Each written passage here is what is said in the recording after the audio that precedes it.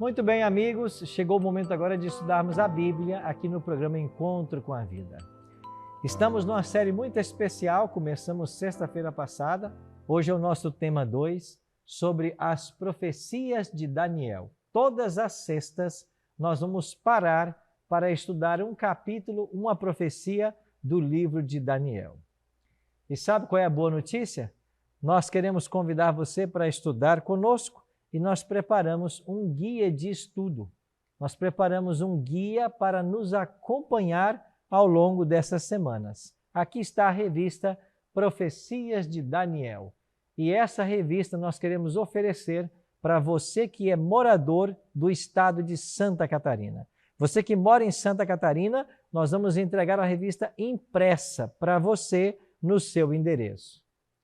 Pastor, como eu faço para ter essa revista? É muito simples. Você pode acessar o nosso site, encontrecomavida.tv e solicitar a revista pelo site.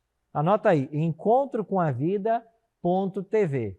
Ou então você pega o seu WhatsApp e manda para nós agora uma mensagem no WhatsApp do programa, que é 48 3281 3075. Repetindo, 48 3281 3075. Diga assim, eu quero o curso de Daniel. Nós vamos mandar um link para você, você vai colocar os seus dados postais e alguém da nossa equipe vai até a sua casa e vai entregar essa linda revista para você. Um presente do programa. Você não paga nem um centavo por essa revista. É uma promoção para todo o estado de Santa Catarina. Agora, você que mora fora do estado de Santa Catarina, a gente não esqueceu de você. E você pode solicitar também pelo nosso WhatsApp ou pelo site. E nós vamos mandar o PDF da revista para você, tá bem? Aí você vai ter o arquivo digital para você poder estudar. Todas as sextas-feiras nós vamos estar aqui estudando a Bíblia com você. Agora, qual é a outra novidade?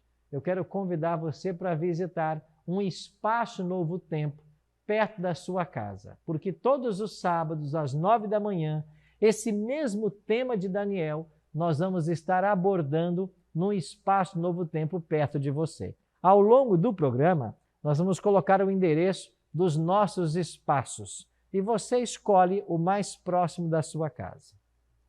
Você que é morador da cidade de Tubarão e regiões vizinhas, um convite especial para você.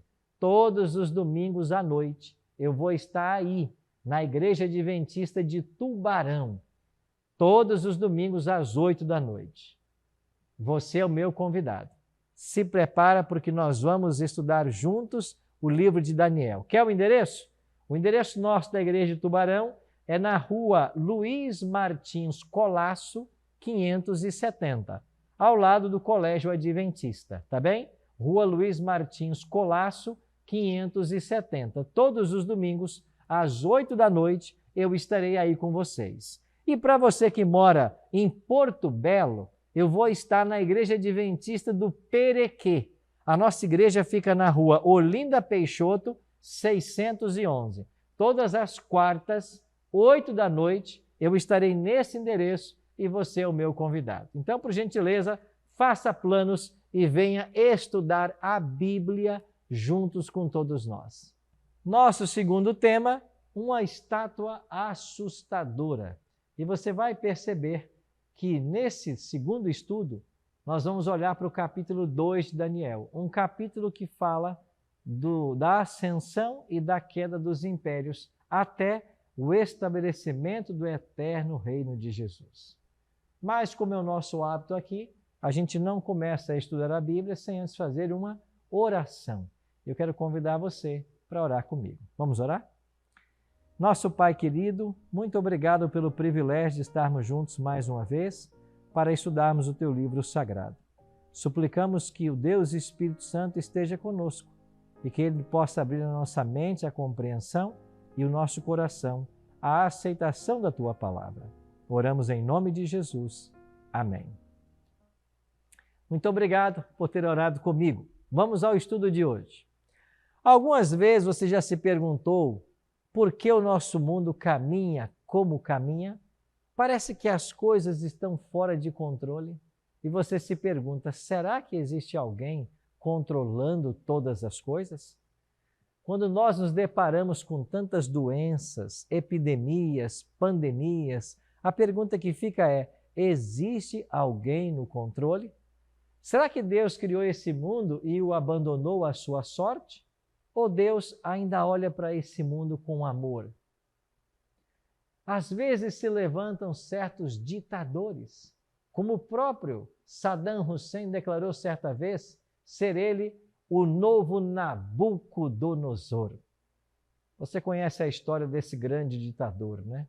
Sua morte, a tragédia que foi.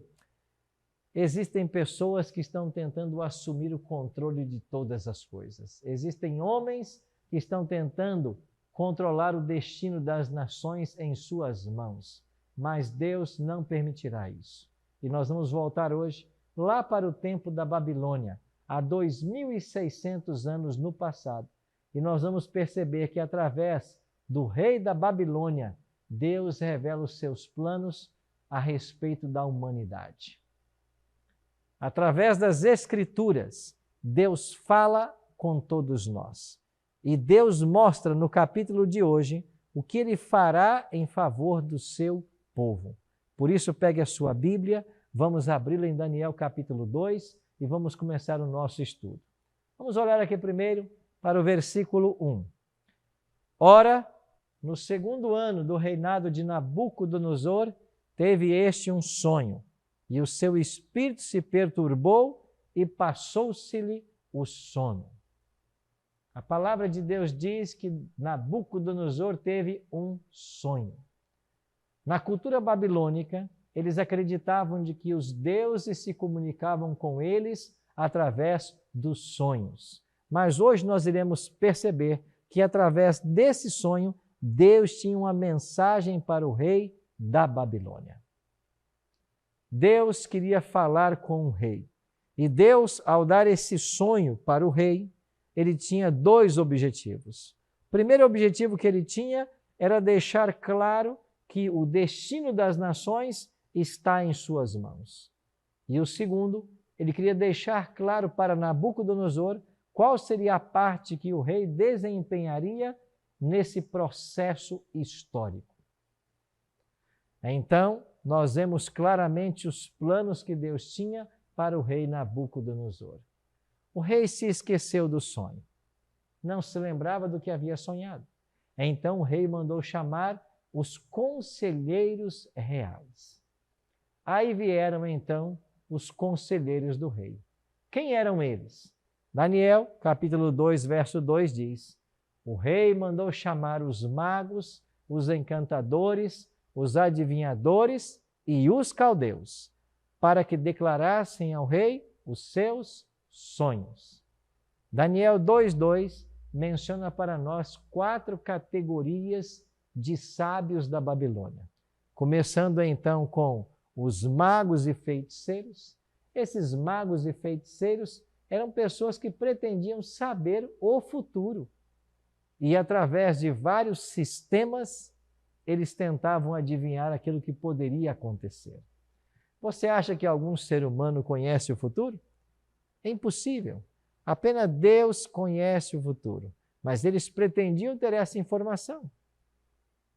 Interessante que hoje, quando você encontra, às vezes, uma cigana no meio da estrada e ela quer ler a sua mão para te revelar o que vai acontecer. Existem pessoas hoje que não saem de casa sem antes ler o horóscopo. Mas será que essas coisas têm a fonte da verdade? Claro que não. A única fonte de verdade e revelador do futuro está aqui, a palavra de Deus. Mas esses homens pretendiam saber o futuro. Você tinha também os encantadores. Esses tinham a responsabilidade de manterem os deuses satisfeitos. Já os astrólogos interpretavam os presságios, eles eram astrônomos e alguns deles astrólogos, e tinham também os caldeus, que eram chefes dos grupos de Babilônia. Esses sábios vieram à presença do rei. E o verso 4 diz que eles disseram em aramaico: ó rei, vive eternamente. Dize o sonho a teus servos e daremos a interpretação. Eles não sabiam que o rei havia sonhado, mas estavam acostumados a inventar qualquer tipo de interpretação para satisfazer a curiosidade do rei. O grande problema é que dessa vez o rei não sabia o que havia sonhado, não se lembrava. E o rei cobrou deles que eles revelassem para ele o que ele havia sonhado. O rei deu apenas duas opções para eles. Se eles revelassem o sonho, eles seriam então coroados de muitas riquezas. Mas se eles não revelassem, eles seriam mortos e as suas casas feitas em monturo. Diante dessa situação trágica, eles não viram opção. E então tentaram ludibriar o rei, dizendo que aquilo que o rei exigia, jamais nenhum rei no passado havia exigido. Chegaram mesmo a afirmar de que aquilo que o rei estava exigindo nunca havia sido pedido por nenhum rei e que o futuro só os deuses poderiam revelar, mas estes não moram com os homens. Diante dessa situação, o rei percebeu que eles estavam querendo ganhar tempo. Mais uma vez disseram: dize o sonho a teus servos e daremos a interpretação. O rei então percebeu que eles não conheciam o futuro e que mesmo esses encantadores e magos tiveram que reconhecer duas coisas. Primeiro, que não há mortal sobre a terra que pudesse revelar ao rei o que ele exigia.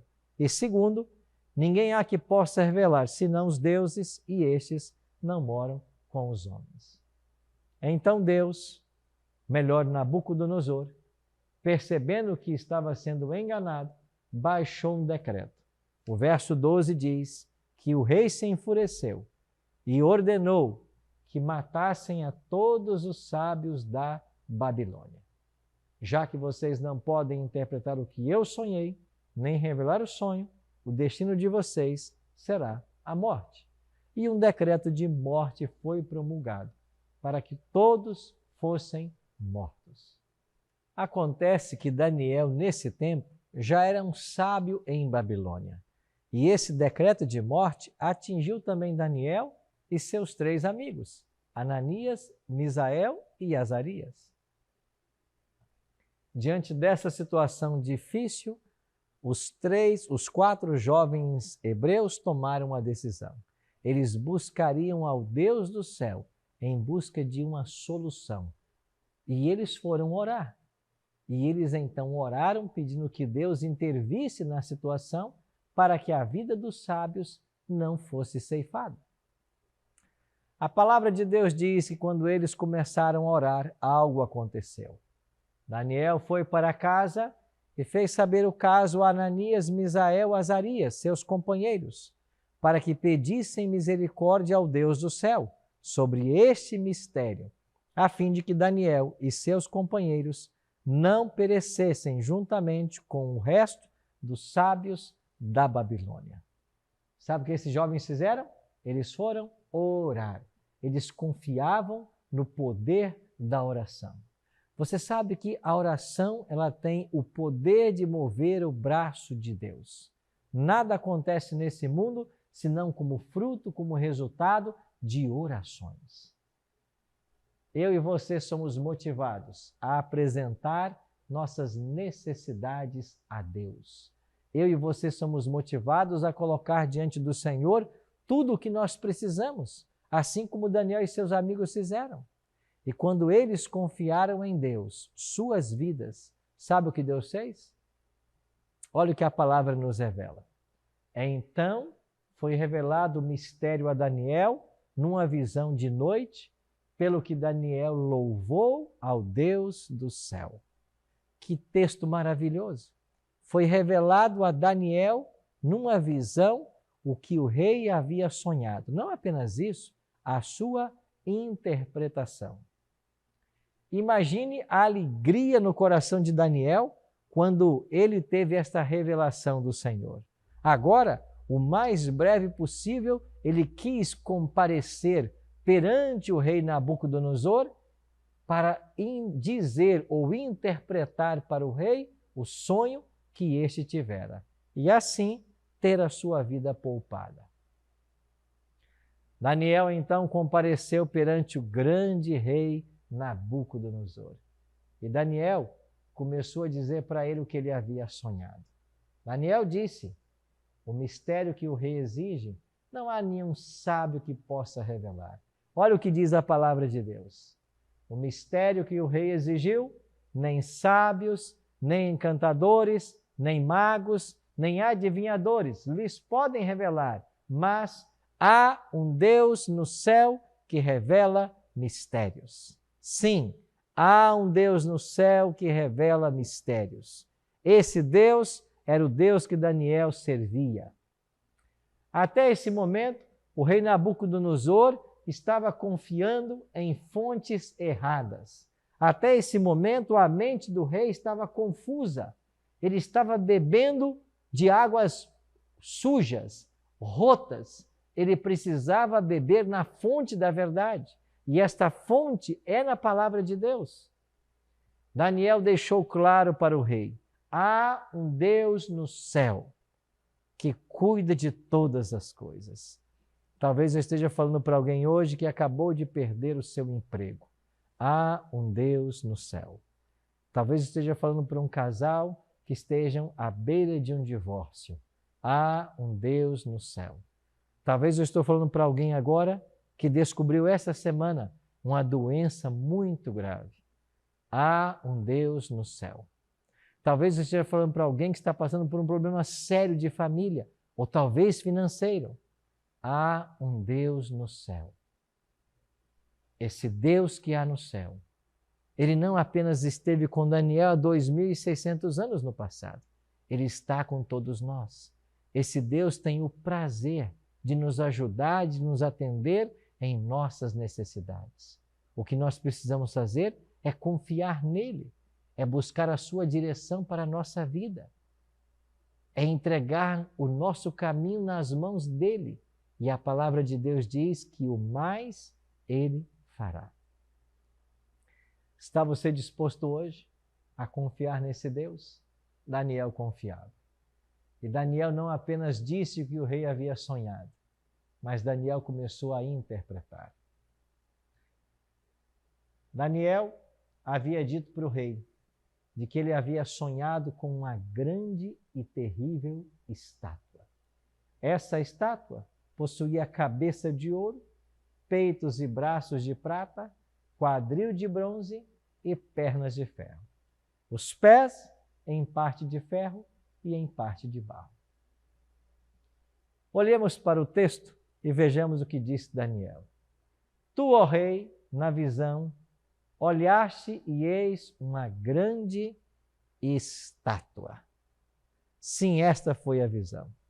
E essa grande estátua estava dividida em metais: cabeça de ouro, peito e braço de prata, quadril de bronze, pernas de ferro e os pés em parte de ferro e em parte de barro. O sonho continuou. Daniel continuou contando para o rei que enquanto ele olhava, algo mais aconteceu. Uma pedra foi arrancada sem auxílio de mãos e feriu a estátua. Em cada revelação que Daniel ia fazendo, o rei ficava impressionado com tudo aquilo que ele estava revelando. O versículo 34 diz: estavas vendo isto, quando uma pedra foi cortada sem auxílio de mãos, a qual feriu a estátua nos pés de ferro e de barro e os esmiuçou.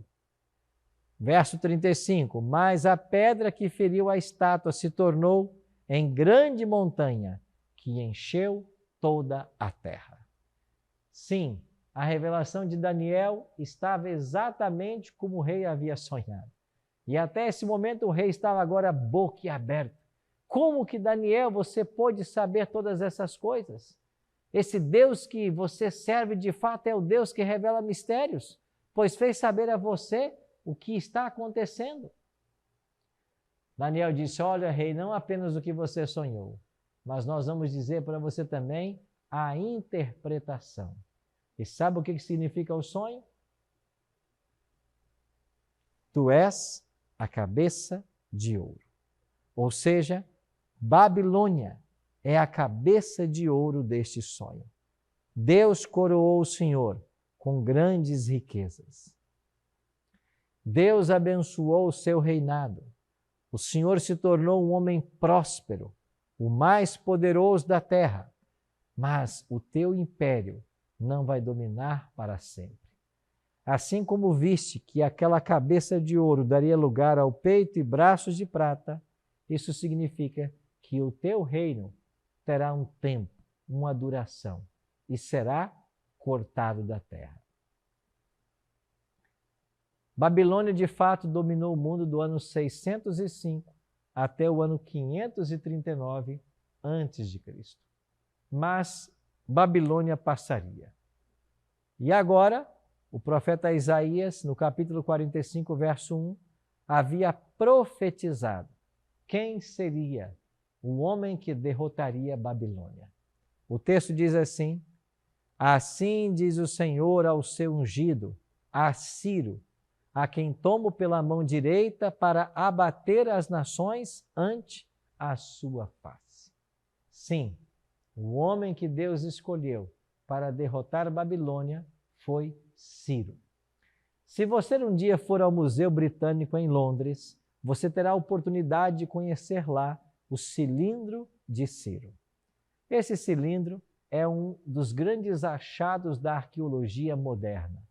E ali nesse cilindro, escrito por ordem do próprio imperador Ciro, ele conta como a Medopérsia venceu Babilônia. Vamos agora para o capítulo 5 de Daniel. E lá no capítulo 5, nós vamos encontrar o neto de Nabucodonosor dando uma festa para 1000 convidados. E enquanto ele festejava com os seus convidados, ele mandou que viessem lá do templo os utensílios sagrados dos judeus, que o seu avô, Nabucodonosor, havia roubado do templo em Jerusalém. E aqueles mesmos utensílios sagrados que os judeus usavam para suas cerimônias religiosas, agora foram trazidos para o palácio do rei da Babilônia, para que neles eles bebessem vinho.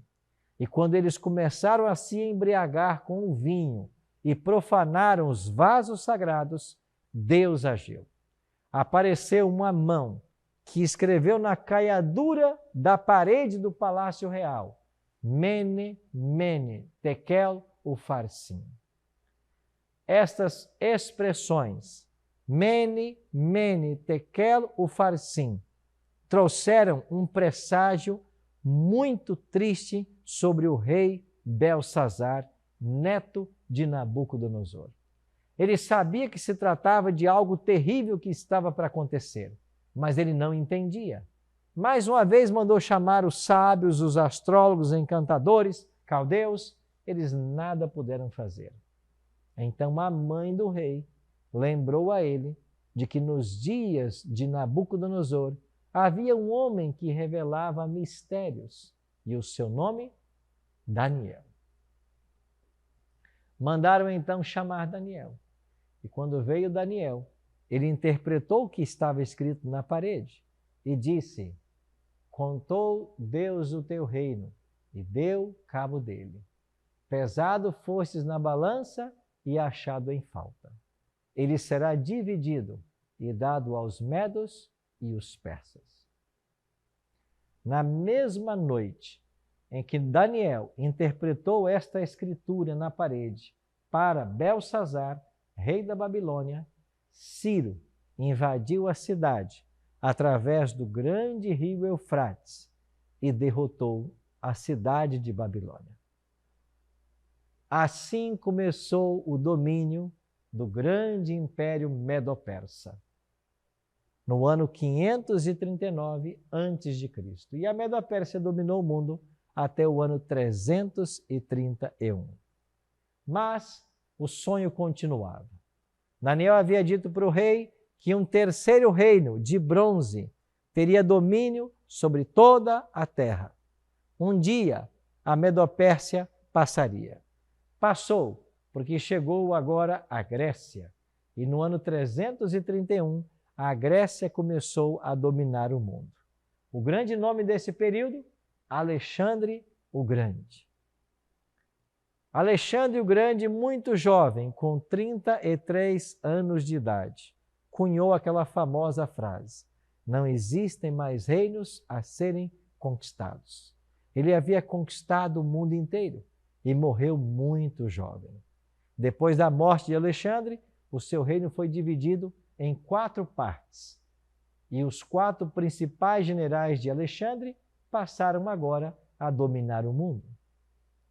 A história apresenta o nome desses generais: Seleuco, Licímaco, Ptolomeu e Cassandro. Esses 4 generais passaram a dominar o mundo. Mas como o reino da Grécia foi dividido, ele também se enfraqueceu e abriu espaço para a chegada do 4º império. A profecia havia dito de que o 4º império seria forte como o ferro, pois o ferro a tudo quebra e esmiuça. E como o ferro quebra todas as coisas, assim ele fará em pedaços e esmiuçará. Daniel 2, verso 40. E quando nós chegamos ao ano 168 a.C., chega o férreo Império Romano. E agora, na Batalha de Pídima, o Império Romano vence os gregos e começa o seu férreo domínio. A partir daí, nós teremos a dinastia dos Césares. Vários Césares dominaram o mundo. Esses imperadores, com mão de ferro, venceram seus inimigos e provocaram agora o domínio romano. Você vai se lembrar que Jesus nasceu, viveu e morreu sob a jurisdição do Império Romano. Mas Roma não duraria para sempre. Assim como os pés da estátua eram em parte de ferro e em parte de barro, isso falava de um reino que seria dividido. Assim como o ferro não se junta ao barro, os reinos seriam divididos. A palavra de Deus havia previsto que esse reino será dividido.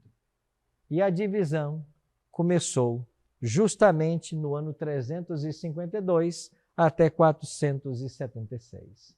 Em 476, quando cai Rômulo Augusto, nós temos o fim dos Césares. E agora os bárbaros começam a dominar aquilo que nós chamamos de Europa.